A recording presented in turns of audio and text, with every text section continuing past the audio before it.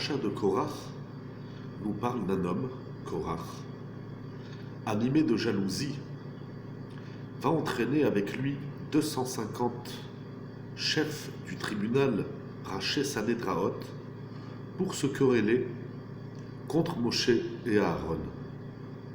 Vous lirez dans la paracha à ces propos où il prétend qu'étant donné que tous les béné Israël ont reçu la Torah au mont Sinaï et ont entendu les deux premières paroles des Aseret Adiberot, Anochi et Loïe, il revendique la Keruna Gedola. Il veut être le Kohen Gadol.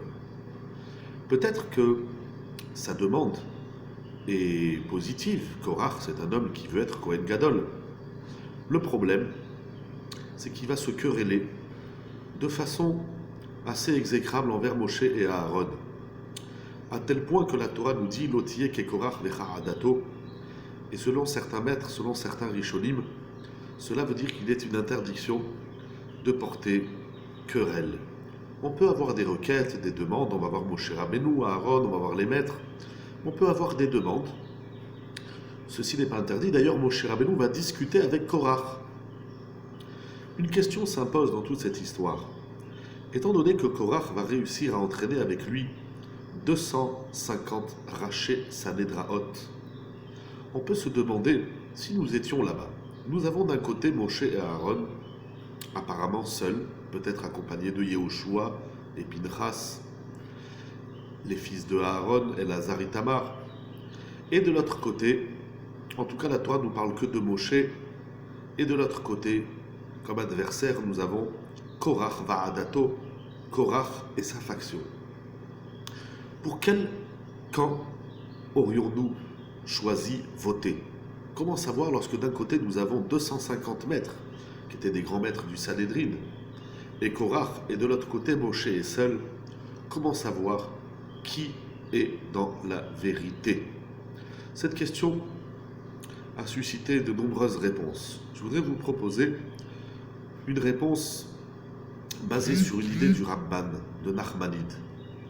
Donc, si vous voulez, la question c'est de savoir comment savoir si Korach s'est trompé et pourquoi pas Moshe Rabbeinu.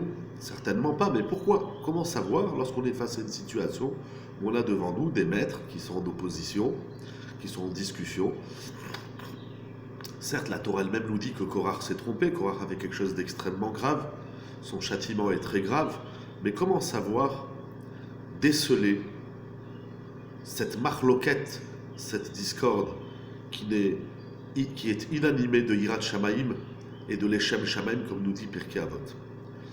Le Ramban Nachmanide donne une idée que je vais utiliser pour répondre à cette question. Nachmanide s'interroge de savoir pourquoi Korach est venu seulement maintenant, étant donné que Korach se rebelle contre Moshe et Aaron. Pourquoi a-t-il attendu tout ce temps pour se rebeller et se quereller? D'après certains maîtres, notamment le Maharal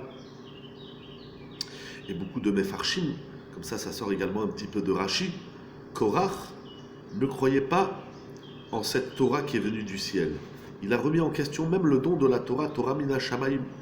Pourquoi a-t-il attendu tout ce temps pour venir se battre contre Moshe Rabbeinu? C'est la question du Ramban dans Parashat Korach. Et le Ramban dit quelque chose d'extraordinaire et d'incroyable. Il dit que Korach, jusqu'à maintenant, il ne pouvait pas se rebeller contre Moshe, parce que le peuple soutenait Moshe Rabbeinu. Alors que là, nous avons déjà connu l'histoire des explorateurs. Dans les parachiotes précédents, Parashat Shelach, nous avons connu l'histoire du Safsouf, les différentes Pouranouyot, différents événements difficiles, délicats, qu'a connu le clan Israël, et petit à petit, le peuple s'est monté contre Moshe Rabbeinu. Moshe Rabbeinu n'a plus la pleine reconnaissance, n'a plus l'aval du peuple. Alors Korach a trouvé ici une brèche. Il a vu que Moshe Rabbeinu était affaibli, et il ne pouvait pas venir. Jusqu'à maintenant, il ne pouvait pas venir après le don de la Torah. Le peuple est avec Moshe Rabbeinu, le peuple est en admiration de Moshe Rabbeinu. Donc s'il s'était battu contre Moshe, il aurait eu tout le peuple contre lui.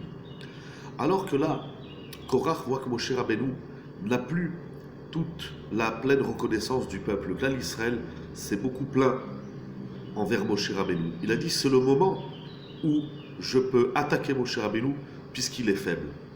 Voilà, c'est le vice des querelleurs.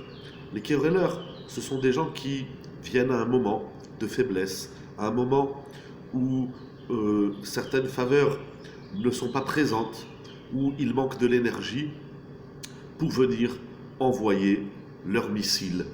Face à Kadosh Baruch Hu, dans cette période proche du mois de Tammuz et Av, qui rappelle les différents drames du clan d'Israël, où nous nous renforcions, n'utilisons pas cette faiblesse de l'autre, ces moments de faiblesse, tout simplement, pour l'en attaquer. Si on a quelque chose à dire, on vient au moment où il faut le dire et on discute.